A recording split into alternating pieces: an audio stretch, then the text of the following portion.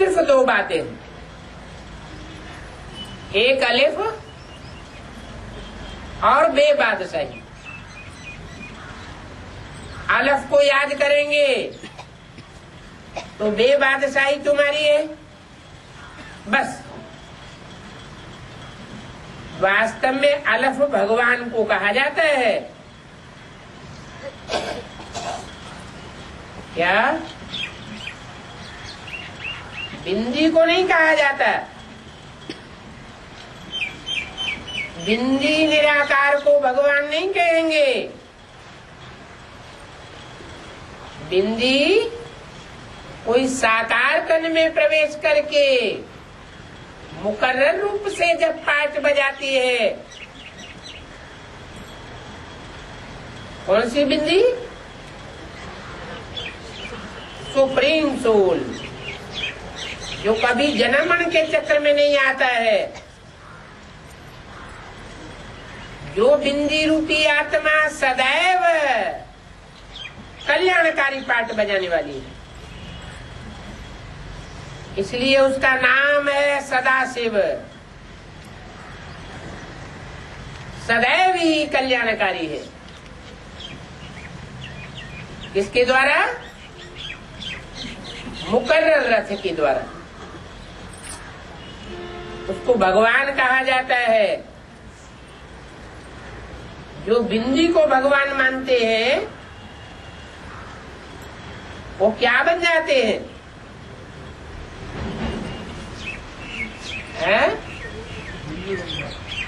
जो बिंदी को भगवान मानते हैं वो शैतान बन जाते हैं।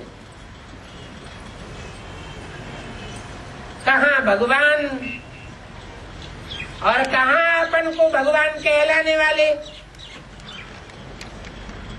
जो भगवान होगा वो तो कब अपने को भगवान कहेगा भी नहीं। भगवान तो गुप्त साधारण रूप में आता है, प्रत्यक्ष होकर नहीं आता।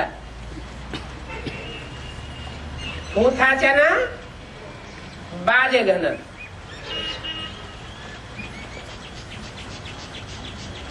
जो भरी हुई गगरी होती है वो छलकती है या स्थिर रहती है? स्थिर रहती है। जो आधी गगरी होती है, पूरी भरी हुई नहीं होती है, वो छलकती है। भगवान तो भरपूर है, उसे अपने को प्रत्यक्ष करने की दरकार नहीं है। बाप तो आता है अपने बच्चों को प्रत्यक्ष करने के लिए।